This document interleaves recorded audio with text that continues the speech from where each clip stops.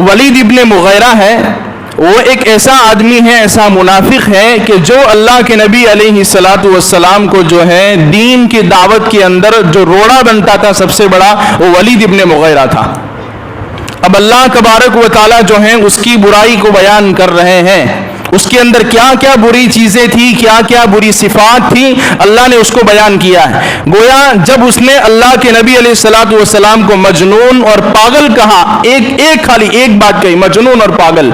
تو اللہ تبارک و تعالیٰ نے اس کے اوپر جو ہے پوری ایک آیت اتاری اور اس کے جو ہے بری جو باتیں تھیں اس کو بیان کی۔ کیا بیان کیا؟ وَلَا تُطِعْ كُلَّ حَلَّافٍ مَّهِينٍ، کہ آپ جو ہے اس شخص کی بات نہ مانیے کہ جو ہر بات پر یعنی بار بار قسم اٹھانے والا ہے، حلف اٹھانے والا ہے، یعنی ایسے شخص کی بات کو نہ مانیے جو بار بار قسم اٹھاتا ہے، اور بار بار قسم ہمیشہ وہی شخص اٹھاتا ہے جو اپنی بات میں جھوٹا ہوتا ہے، اس کی بات کو کوئی ماننے کے لیے تیار نہیں ہوتا ہے، وہ بار بار قسم کھاتا ہے، فلاں کی قسم، اس کی قسم، اس کی قسم، میری بات کو مان لے وے کسی بھی طرح سے۔ تو آپ جو ہے اس شخص کی بات کو نہ مانیں کہ جو بار بار قسم اٹھاتا ہے، حلف جس کو قسم کہتے ہیں، جیسے آج طور پر لوگ قسم کھاتے ہیں نا، ماں کی قسم، بیٹے کی قسم، اور یہ بات قسم کے اندر ایک بات یاد رکھ لے ہوئے کہ اللہ کے علاوہ کسی کی بھی قسم نہیں کھائی جا سکتی ہے۔ اور ایک بات تو یہ، اور بار بار قسم کھانا یہ بھی ناپسندیدہ بتلایا گیا اسلام کے اندر کہ بار بار بھی قسم نہیں کھانی چاہیے۔ ہاں کوئی ایسی بات ہو کہ سامنے والا ہماری بات کا انکار کر رہا ہے تو غیر سے اور مخلوق سے ہٹ کر صرف اللہ کی قسم کھانے کی اجازت دی گئی ہے۔ یہ جو ہمارے جو ہے مسلم معاشرے کے اندر یہ چلیے نا جو چیز کہ ماں کی قسم، اپنے بیٹے کے سر پر ہاتھ رکھیے، میرے بیٹے کی قسم، میرے دھندے کی قسم، میرے کاروبار کی قسم، تو یہ زمانے جاہلیت سے یہ چیز چلی آ رہی کہ لوگ اپنے باپ داداؤں کی قسمیں کھاتے تھے۔ اور اللہ کے نبی علیہ الصلاۃ والسلام کی حدیث ہے، اللہ کے نبی نے اپنے زبان مبارک سے ارشاد فرمایا تھا کہ زمانے جاہلیت کے جتنے رسم و رواج تھے میں نے اپنے پیروں تلے اس کو رون دیا ہے۔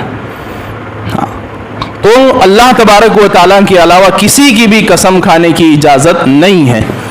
تو حلاف مہین، کل حلاف، بار بار قسم اٹھانے والا، اب اس کی بات نہ مانیے۔ اب جو ہے اس کے ذریعے سے صرف یہ ولید ابن مغیرہ کی برائی کو بیان نہیں کیا گیا، بلکہ اللہ کے نبی علیہ الصلاۃ والسلام کو خطاب کر کے اور اس کی برائی کو بیان کر کے امت کو یہ پیغام دیا گیا کہ جو بھی دین کی دعوت کو لے کر اٹھے گا تو اس کے سامنے یہ باتیں آئیں گی، لوگ اس کو ملیں گے اور جو ہے اس کو قسمیں دے دے کر اس کے سامنے جو ہے دین کی دعوت کو جو ہے زیر کرنے کی کوشش کریں گے، لیکن اللہ تبارک و تعالیٰ کا حکم ہے وَلَا تُطِعْ، ماننا نہیں ہے۔ مہین، اور اس کی دوسری برائی کو بیان کیا کہ مہین کہتے ہیں ذلیل آدمی کو، حقیر آدمی کو، کہ جو معاشرے کے اندر جس کی کوئی عزت نہ ہو، حقارت کی نگاہ سے دیکھا جانے والا۔ اور تو پھر آگے بیان کیا حماز کہتے ہیں تانا دینے والا، عیب نکالنے والا، جیسے کہ ویل لکل ہمزۃ لمزۃ، اس کی تفسیر میں آیا تھا، بتایا تھا کہ ہلاک ہو وہ شخص جو لوگوں کو تانا دیتا ہے۔ تو یہاں پر بھی اللہ تبارک و تعالیٰ نے اسی لفظ کا استعمال کیا، حمازن،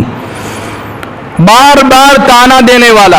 عیب جوئی کرنے والا، اور اس کے اندر جو ہے وہ شخص بھی داخل ہو جائے گا کہ آپ نے دیکھا ہوگا کہ مجلسوں کے اندر دو آدمی بیٹھ کر کچھ خسفس کر رہے ہوتے ہیں اور دوسرے آدمی کی طرف نگاہ رکھے ہوتے ہیں اور اس کی طرف دیکھ کر کچھ باتیں کر رہے ہوتے ہیں، اور تو سامنے والا یہ سمجھتا ہے کہ میرے بارے میں کچھ برائی بیان کر رہی ہے۔ تو گویا ہماری دو باتوں کے ذریعے سے، دو آدمی کے ذکر کے ذریعے سے اور اس کی طرف نگاہ رکھ کر یہ بات کرنے کے ذریعے اس کے دل میں تکلیف جو ہوئی وہ شخص بھی حماس کے اندر داخل ہوگا۔ گویا تم نے اس کو تانا دیا، گویا تم نے جو ہے اس کے اندر برائی نکالنے کی کوشش کی، تو اللہ کے نبی علیہ الصلوۃ والسلام کو کہا جا رہا ہے حمازن، تانا دینے والے، مشائم بنمیم، اور اللہ تبارک و تعالیٰ نے یہاں پر مشاء کا لفظ استعمال کیا، یعنی بہت زیادہ چلنے والا، بہت زیادہ چلنے والا، پھر بنمیم یعنی چغل خوری کرنے والا۔ یعنی آپس میں جو ہے چگل کھوری کرتا پھرتا ہو. ہماری زبان میں اگر اس کو کہا جائے ادھر کی بات ادھر, ادھر کی بات ادھر. وہاں مجلس میں جاوے تو کچھ بات اور,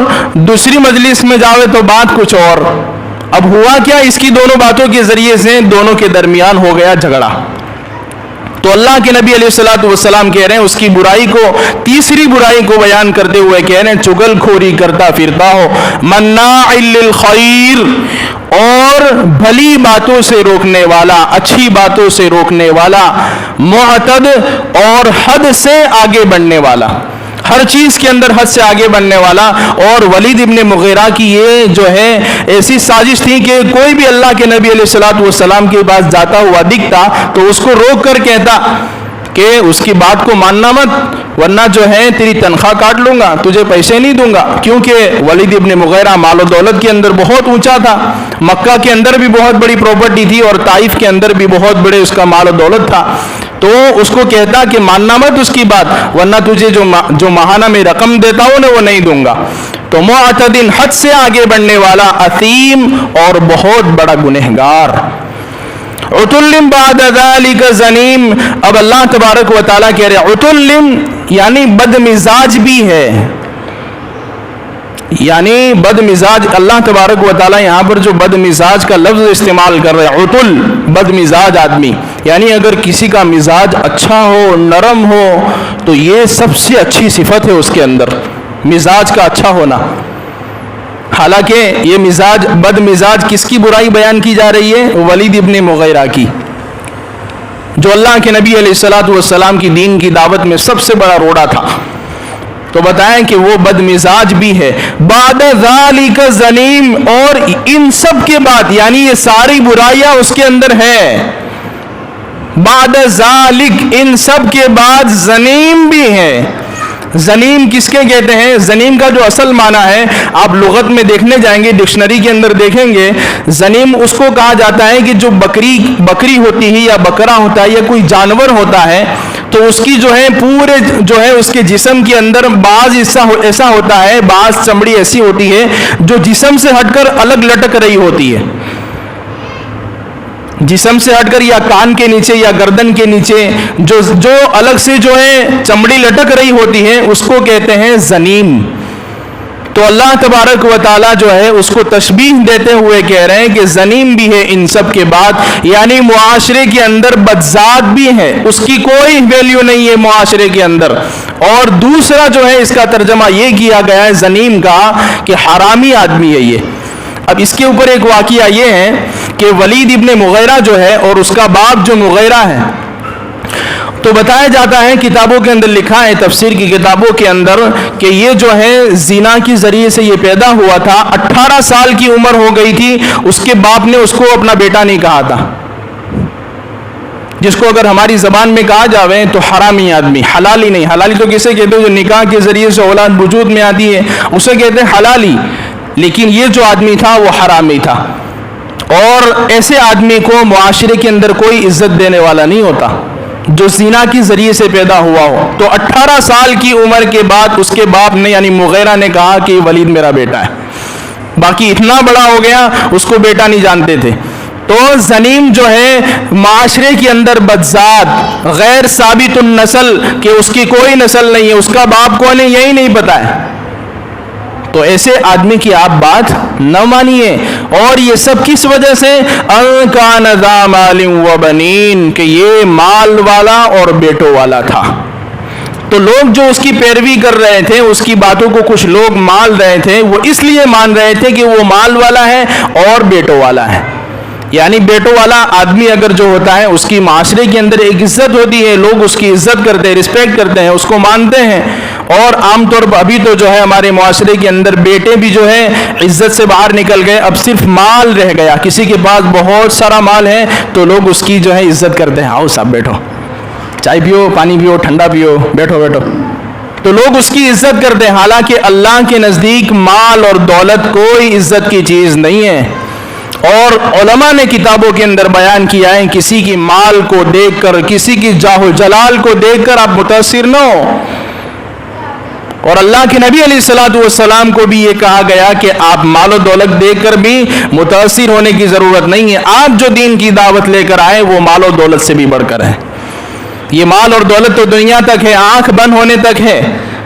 آخرت میں تو وہی کام آئے گا جو دنیا کے اندر اچھے خیر کے کام کر کے گئے ہیں، اور آگے جو ہے اس کی برائی کو اور اللہ تبارک و تعالی بیان کر رہے ہیں۔ اذا تتلی علیہ آیاتنا قال اساطیر الاولین، اور جب ہماری آیتیں اس پر تلاوت کی جاتی ہیں تو کیا کہتا ہے کہ یہ تو پرانی کہانیاں ہیں جو قرآن کے اندر نقل کی گئی ہے،